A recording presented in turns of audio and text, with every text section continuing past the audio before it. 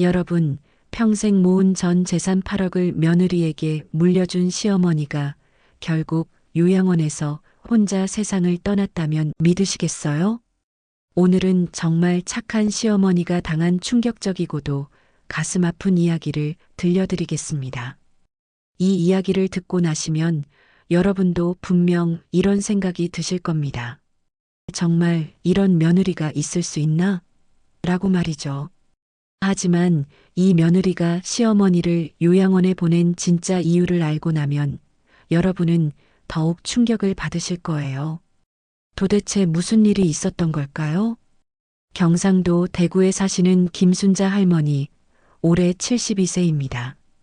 젊은 시절부터 억척스럽게 살아오신 분이에요. 남편을 일찍 여의고 혼자서 아들 하나를 키우느라 온갖 고생을 다 하셨죠. 새벽 4시에 일어나 시장에 나가 떡볶이 장사를 하고 저녁에는 식당에서 설거지까지 하면서 아들 대학 보내려고 악착같이 돈을 모으셨어요. 순자 할머니에게 아들 민수는 전부였습니다. 우리 민수만큼은 가난하게 살면 안 된다는 마음 하나로 30년을 버텨오셨거든요. 그 아들이 결혼한다고 했을 때 할머니는 정말 기뻤어요. 드디어 아들이 좋은 사람 만나서 행복하게 살 수 있게 됐구나 싶으셔서요. 며느리 혜진 씨는 대학교 교수 딸이었어요. 처신상도 단정하고 예의도 바른 것 같았죠. 할머니는 마음속으로 생각하셨어요. 이제 우리 민수도 좋은 며느리 만났어. 잘 살겠구나. 내가 못 해준 것들을 며느리가 다 해줄 거야. 하지만 이때 할머니는 몰랐죠. 며느리가 어떤 사람인지를. 결혼하고 나서 며느리의 태도가 조금씩 바뀌기 시작했어요. 처음에는 할머니도 새 식구가 적응하는 과정이려니 하고 참으셨죠. 하지만 시간이 지날수록 며느리의 행동은 점점 이상해졌어요. 할머니가 집에 놀러 가면 며느리는 대놓고 싫은 내색을 했어요. 어머니, 미리 연락 좀 하고 오세요. 저희도 바빠서요. 이런 식으로 말하는 거예요. 할머니는 가슴이 철렁했죠. 아, 내가 며느리한테 부담이 되는구나 싶어서요. 명절 때도 마찬가지였어요. 할머니가 음식을 준비해서 가져가면 며느리는 어머니, 저희 입맛이랑 안 맞아서요. 라고 하면서 고마워하지도 않았어요. 심지어는 할머니가 보는 앞에서 음식을 버리기까지 했죠. 가장 속상한 건 아들 민수의 태도였어요. 며느리가 그렇게 해도 아무 말을 하지 않는 거예요. 할머니가 민수야, 혜진이가 너무하는 것 같다. 라고 조심스럽게 말하면 엄마, 혜진이도 힘들어해요. 이해해 주세요. 라고만 하는 거였어요. 그런데 이때까지는 시작에 불과했습니다. 진짜 충격적인 일은 따로 있었거든요. 시간이 지나면서 며느리의 태도는 점점 더 노골적이 됐어요. 할머니가 전화를 걸면 받지도 않고 아들을 통해서만 연락하라고 했어요. 어머니가 자꾸 전화하시니까 저희가 스트레스 받아요. 라고 아들한테 불평을 한 거죠. 가장 가슴 아픈 일은 손자 준호를 못 보게 한 거였어요. 할머니가 준호를 보러 가면 며느리는 아이가 아픈데 할머니가 오시면 더 힘들어해요. 라면서 만나지도 못하게 했죠. 7살짜리 준호가 할머니 하면서 달려와도 며느리가 막는 거예요. 이웃 아줌마들도 할머니한테 이런 얘기를 했어요. 순자 씨, 며느리가 너무 심한 것 같아. 할머니를 그렇게 대하면 어떡해? 하지만 할머니는 그럴 때마다 그래도 우리 민수 아내인데 내가 참아야지. 라고 하셨어요. 그런데 며느리는 정말 뻔뻔했어요. 할머니를 무시하면서도 돈이 필요할 때는 언제나 연락을 했거든요.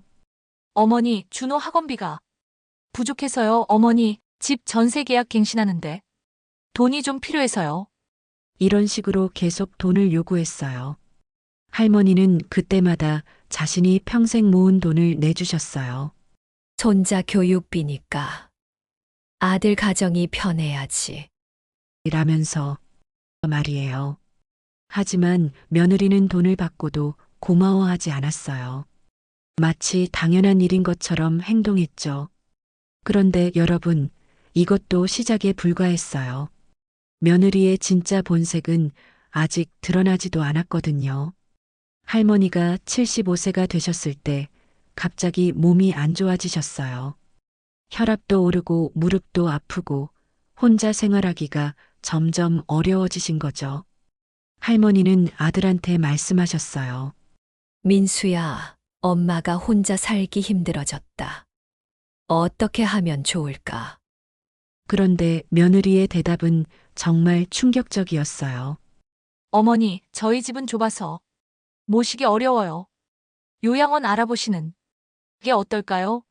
이 말을 들은 할머니의 마음이 어떠셨을까요? 평생을 아들 위해 살았는데 이제 필요 없어지니까 요양원에 보내자는 거였어요. 더 충격적인 건 아들 민수도 며느리 편을 든 거였어요. 엄마, 요양원도 나쁘지 않아요. 전문적으로 돌봐주니까 오히려 더 좋을 수도 있고요. 할머니는 그 말을 듣고 정말 절망하셨어요. 내가 키운 아들이 나를 버리는구나 싶으셔서요. 하지만 할머니는 포기하지 않으셨어요. 그럼 민수야, 엄마가 집 팔았어. 너희 전세보증금 늘려줄게. 그러니까 좀 더 큰 집으로 이사해서 엄마랑 같이 살자. 이렇게 제안하신 거예요. 당시 할머니, 집값이 5억이었는데 그걸 다 아들한테 주겠다고 하신 거죠. 그런데 며느리의 대답은 더욱 차가웠어요.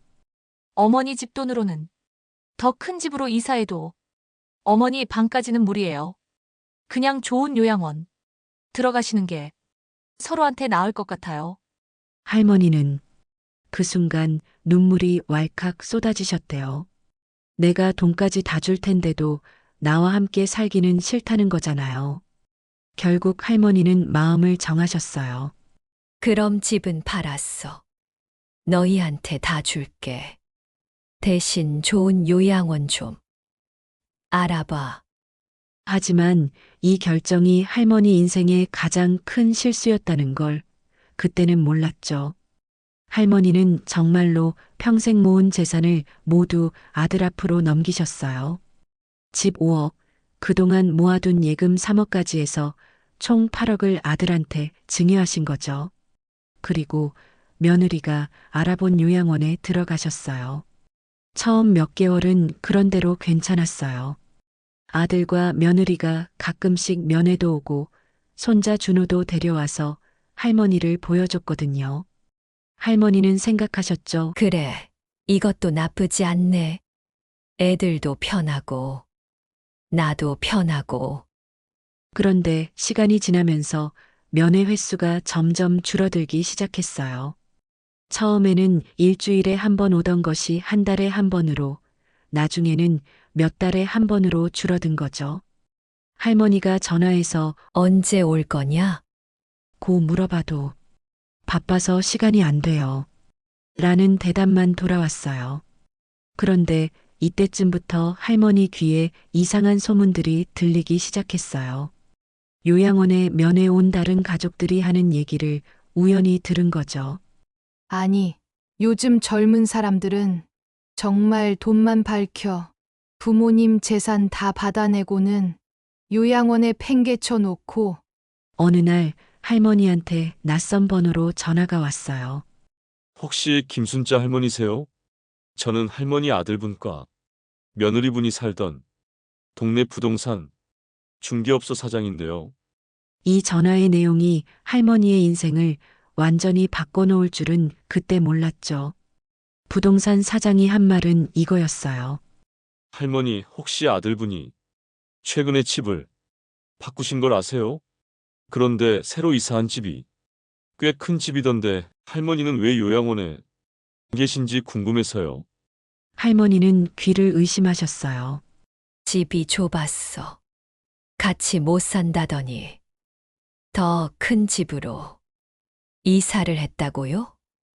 할머니는 즉시 아들한테 전화를 하셨어요. 민수야, 너 집 이사했다고? 그제서야 아들이 털어놨어요. 아, 그게 엄마가 주신 돈으로 새 집을 샀어요. 엄마 몫까지 생각해서 방 3개짜리로 샀는데 그럼 처음부터 나와 같이 살 수 있었던 거잖아요. 하지만 진짜 충격적인 건 따로 있었어요. 할머니가 요양원 원장님한테 들은 얘기예요. 할머니, 며느리분이 처음에 오셔서 하신 말씀이 좀 이상했어요. 시어머니가 치매에 기미가 있어서 전문적인 돌봄이 필요하다고 하시더라고요. 치매 기미. 할머니는 깨달으셨어요. 며느리가 요양원에 거짓말을 한 거였어요. 할머니가 치매에 걸려서 어쩔 수 없이 요양원에 보냈다고 둘러댄 거죠. 그래서 요양원 직원들도 할머니를 치매 환자 취급하며 대했던 거예요. 그런데 더 충격적인 사실이 밝혀졌어요. 할머니가 준 8억으로 아들 부부는 강남에 큰 아파트를 샀고 며느리는 직장도 그만두고 전업주부가 됐어요. 그동안 돈이 부족해서 생활이 어려워서라며 할머니한테 돈을 받았던 건 모두 거짓말이었던 거죠. 할머니는 예전 이웃들한테도 연락해 봤어요. 그랬더니 충격적인 얘기들을 들을 수 있었어요. 순자 씨, 며느리가 그러더라고요. 시어머니 덕분에 강남으로 이사 갈 수 있게 됐다고. 이제 시어머니는 요양원에서 편하게 지내시니까 서로 좋다고 하더라고요. 하지만 여러분, 진짜 충격적인 진실은 아직 끝나지 않았어요. 며느리가 할머니를 요양원에 보낸 진짜 이유는 따로 있었거든요. 할머니는 아들 집에 몰래 찾아가 보기로 하셨어요. 새로 이사한 집이 정말 넓은지, 정말 자신이 살 자리가 없는지 확인해 보고 싶으셨거든요. 그런데 가서 본 집은 방 4개에 거실도 넓은 대저택이었어요. 방 4개 대저택. 할머니가 충분히 살 수 있는 공간이었죠. 그런데 집 앞에서 기다리던 할머니는 더 충격적인 장면을 목격하셨어요. 며느리가 친구들과 함께 명품 쇼핑백을 들고 집에 들어오는 거였어요. 그리고 하는 말이 언니, 시어머니가 재산을 다 물려줘서 이렇게 살 수 있게 됐어. 요양원비도 얼마 안 들고 이제 정말 자유롭게 살 수 있어. 할머니는 숨어서 며느리가 하는 말을 다 들으셨어요. 사실 처음부터 시어머니 재산이 목적이었어. 시어머니가 건강할 때는 잘해줬지만 나이 드니까 집만 되더라고. 그래서 요양원에 보낸 거야. 어차피 시어머니도 거기서 편하게 지내고 우리는 우리대로 잘 살고 윈윈이지 뭐. 그런데 며느리 친구 중 한 명이 이런 말을 했어요. 그래도 혜진아, 시어머니가 너무 불쌍하지 않아? 재산을 다 준 건데. 그러자 며느리가 뭐라고 했는지 아세요? 뭘 불쌍해. 시어머니는 원래 요양원에 들어갈 나이야. 그리고 우리가 잘 살면 손자도 좋은 교육 받을 수 있으니까 시어머니도 좋아할걸? 할머니는 그제서야 모든 것을 깨달으셨어요. 며느리는 처음부터 할머니의 재산이 목적이었던 거예요. 할머니가 건강할 때는 돈을 받기 위해 겉으로는 잘해줬지만 재산을 모두 넘겨받고 나니까 이제 할머니는 필요 없어진 거죠. 요양원에 보낸 것도 할머니를 위해서가 아니라 자신들이 편하게 살기 위해서였던 거예요. 가장 가슴 아픈 건 손자 준호까지 이용했다는 거였어요. 준호야, 할머니는 이제 요양원에서 사시니까 가끔씩만 만나면 돼. 할머니가 우리랑 같이 살면 준호가 공부하기 힘들거든. 이런 식으로 아이까지 세뇌시킨 거죠. 그리고 아들 민수도 사실은 다 알고 있었어요.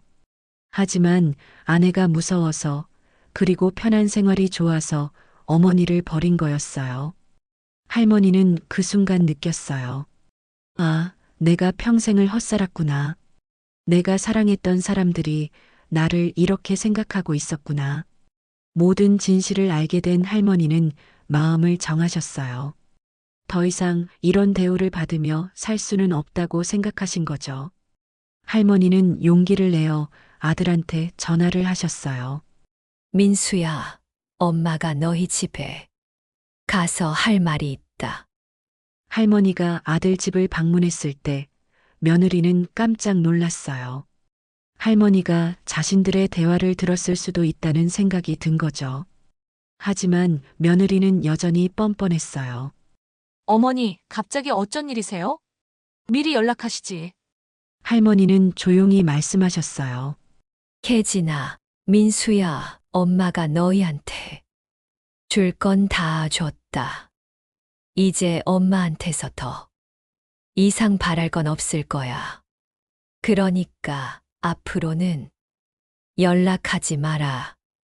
엄마도 너희한테 연락 안 할게. 연락 단절 선언. 며느리는 당황했어요. 혹시 할머니가 재산을 다시 돌려달라고 할까 봐서요. 어머니, 무슨 말씀이세요? 저희가 뭘 잘못했다고. 하지만 할머니는 더 이상 말씀하지 않으셨어요. 아들 민수는 뒤늦게 양심의 가책을 느꼈어요. 엄마, 그럼 면회는 어떻게? 하지만 할머니는 단호하셨어요. 면회도 필요 없다. 엄마는 이제 너희가 없는 것처럼 살 거야. 이 소식이 친척들과 이웃들에게 퍼지자 모두들 며느리를 비난했어요. 아니, 시어머니 재산을 다 받고도 요양원에 팽개쳐 놓다니 저런 며느리는 처음 봐 하면서 손가락질을 했죠.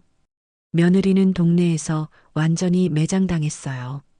그 후 할머니는 정말로 아들 가족과 연락을 끊고 지내셨어요.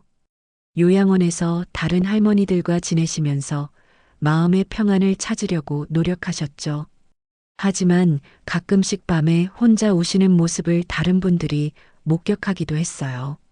며느리는 주변의 비난을 받으면서 조금은 양심의 가책을 느끼기도 했어요. 하지만 이미 받은 재산을 돌려줄 마음은 없었죠. 대신 가끔씩 요양원에 과일이나 선물을 보내면서 자신의 죄책감을 달래려고 했어요. 할머니는 요양원에서 지내시면서 많은 생각을 하셨어요. 내가 아들을 너무 사랑한 나머지 며느리의 본 모습을 보지 못했구나. 사람을 볼 때는 겉모습이 아니라 마음을 봐야 하는데. 하지만 이미 늦었죠. 진짜 가족이란 뭘까요? 혈연관계라고 해서 무조건 가족인 건 아니에요. 서로를 아끼고 존중해 줄 때 비로소 진짜 가족이 되는 거죠. 할머니는 평생을 아들을 위해 살았지만 정작 아들은 할머니를 진짜 가족으로 생각하지 않았어요. 전국의 시어머니 여러분, 며느리에게 잘해주는 것도 좋지만 자신의 존재 가치를 잊지 마세요. 여러분도 누군가의 소중한 어머니이고 평생을 자식을 위해 희생해 온 분들이에요. 그 누구도 여러분을 함부로 대할 권리는 없습니다. 그리고 며느리 여러분, 시어머니는 여러분 남편을 낳고 키워준 분이에요. 그분의 희생이 있었기에 여러분이 사랑하는 남편이 존재하는 거죠.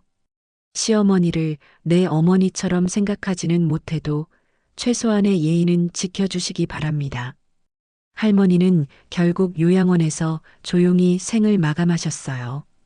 돌아가시기 전 마지막 말씀이 내가 사랑했던 사람들이 날 사랑해줬다면 좋았을 텐데.